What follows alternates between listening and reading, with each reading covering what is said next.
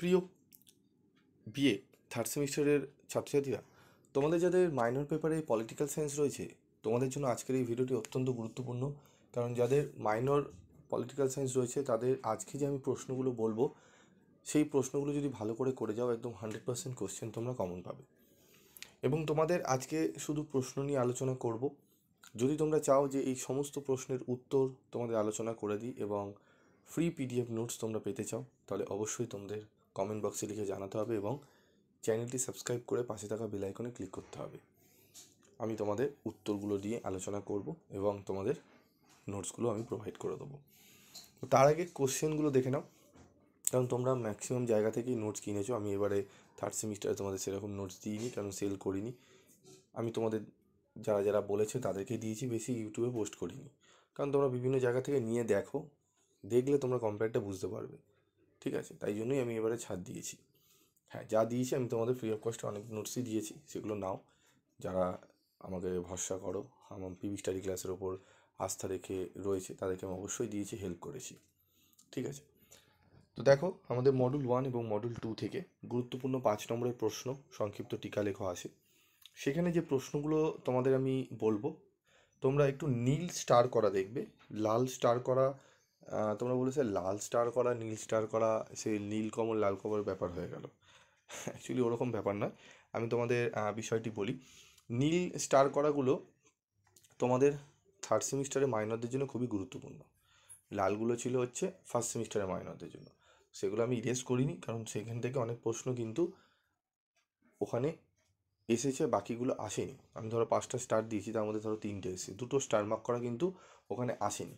তো সেই 2টো স্টার তোমাদের জন্য ইম্পর্টেন্ট, তাই সেগুলো লাল কালি দিয়ে মার্ক করা রয়েছে, বোঝাতে পারলাম। এবং নীল কালিগুলো বিশেষ করে থার্ড সেমিস্টার যারা মাইনরে রয়েছে তোমাদের জন্য গুরুত্বপূর্ণ, খুব ভালো করে পড়ে যাবে। ঠিক আছে, প্রথম প্রশ্ন, রাজনীতির আধুনিক অর্থ কী? স্বাধীনতার ধারণা, টিকা লেখো।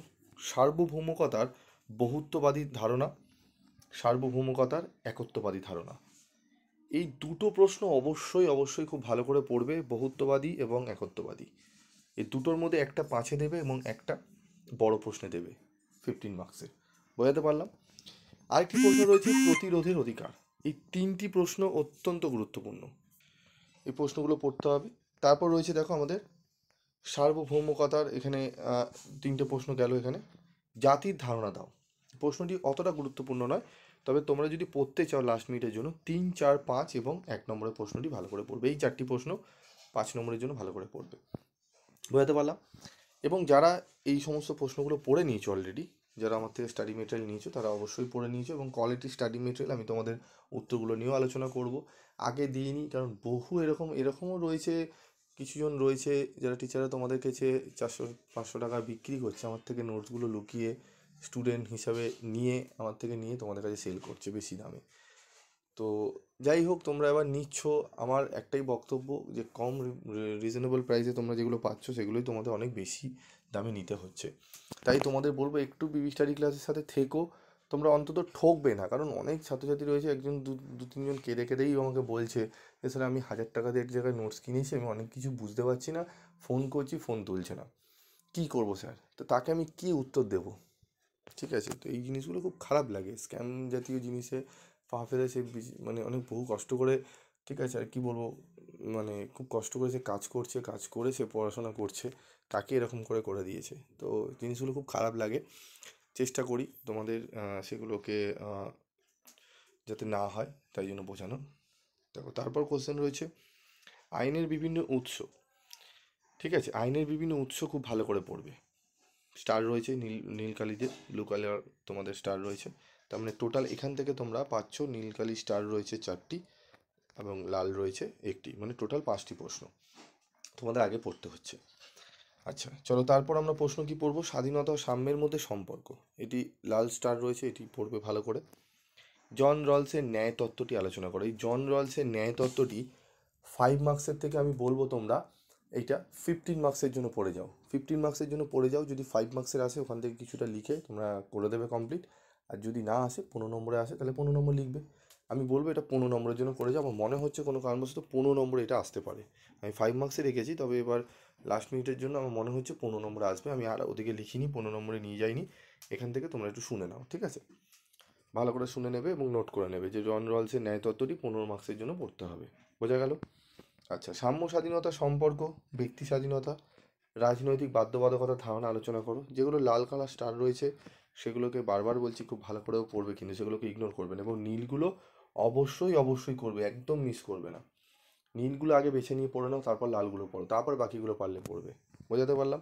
কর্তৃত্বের ধারণা দাও, এই প্রশ্নটি ভালো করে পড়বে। তাহলে টোটাল ব্লু কালারের তোমাদের কটা প্রশ্ন হচ্ছে? 17 নম্বর প্রশ্নটি গুরুত্বপূর্ণ একটি, 10 নম্বরের দুটি, 5, 4, 3, টোটাল 7টি প্রশ্ন আমি দিয়েছি, ঠিক আছে? 7টি প্রশ্ন আমি দিয়েছি। এই 7টি প্রশ্ন পড়ে গেলে আশা করি এই 7টির মধ্যেই যদি মোটামুটি ঠিকঠাক কোশ্চেন পেপার সেটটি দেয়, ফার্স্ট সেটটি দেয়, তাহলে তোমরা 3টেই 5 নম্বর কমন পেয়ে যাবে। বোঝাতে পারলাম? চলো এবার স্যার আমরা 15 নম্বরের প্রশ্ন কী কী আসবে স্যার বলে দিন। অবশ্যই বলবো, চলো দেখে নিই।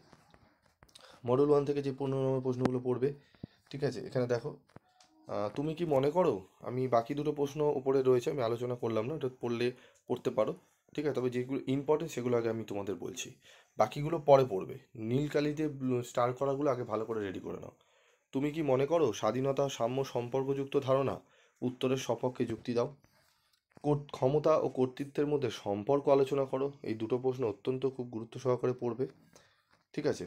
জাতীয় রাষ্ট্রের মধ্যে পার্থক্য রয়েছে, সার্বভৌমকতা সম্পর্কে একত্ববাদী বা অস্টিনের মতবাদ আলোচনা করো। এই প্রশ্নটিও গুরুত্বপূর্ণ, ঠিক আছে? তবে যেটি বেশি গুরুত্বপূর্ণ সেটি হচ্ছে সার্বভৌমকতা সম্পর্কে বহুত্ববাদী তত্ত্বটি। এটি আমার মনে হচ্ছে 15 নম্বরে আসবে। যদি এটি 15 নম্বরে আসে তাহলে একত্ববাদী 5 মার্কসে দেবে, আর যদি একত্ববাদী 5 মার্কসে না দেয়, 15 নম্বরে দেয়, তাহলে বহুত্ববাদী দেবে। তাই আমি বারবার বলছি বহুত্ববাদী একত্ববাদী দুটোই 15 নম্বরের জন্য পড়ে নাও, দুটোই 15 নম্বর। প্রথমে তোমাদের ফার্স্ট চয়েস হবে এই দুটো স্যার প্রশ্ন আমরা আগে করে নিই, তোমরা এই দুটো প্রশ্ন আগে করে নাও 15 নম্বরের জন্য, ঠিক আছে? একটা 5-এ দেবে তো আরেকটা 15-তে দেবে, এরকম ব্যাপার, ঠিক আছে? তাই এই দুটোকে আগে রেডি করো। বুঝতে পারলাম?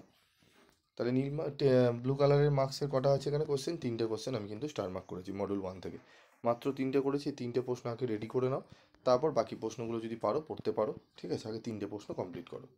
তারপর দেখো মডেল 2 থেকে ডেভিড হেল্ডের গণতন্ত্রের মডেলগুলি আলোচনা করো, অত্যন্ত গুরুত্বপূর্ণ। স্বাধীনতা সম্পর্কে জন স্টুয়ার্ট মিলের ধারণা ব্যাখ্যা করো। এই দুটো প্রশ্ন অবশ্যই পড়বে খুব ভালো করে, ঠিক আছে? এবং তার সাথে প্রশ্ন তোমরা পড়বে অধিকারের সংজ্ঞা দাও, অধিকারের বিভিন্ন তত্ত্ব আলোচনা করো, ব্লু কালারের স্টার রয়েছে। তারপর রয়েছে ডেভিড হেল্ডের গণতন্ত্রের শ্রেণীবিভাগ করো, এই প্রশ্নটিও পড়বে, এবং ন্যায় সম্পর্কে রলসের তত্ত্বটি, যেটা আমি আগেও বললাম। তাহলে 7, 8, 9 অবশ্যই খুব ভালো করে পড়বে, 7, 8, 9 এই 3টি প্রশ্ন অবশ্যই খুব ভালো করে পড়বে, এবং তার সাথে পড়বে তোমরা হচ্ছে উপরের 1 আর 2, ঠিক আছে? টোটাল 5টা প্রশ্ন এখান থেকে তোমাদের পড়তে হবে যদি দুটো 15 নম্বরে অ্যাটেন্ড করতে চাও তো। বুঝতে পারলাম? একদম লাস্ট মিনিটে সাজেশান তোমাদের দিয়ে দিলাম। তোমাদের আর কোন কোন সাবজেক্টের সাজেশান লাগবে মাইনর পেপারের অবশ্যই তোমরা কমেন্টস করে জানাবে, আমি চেষ্টা করব তোমাদের সাজেশানগুলো দিয়ে দেওয়ার।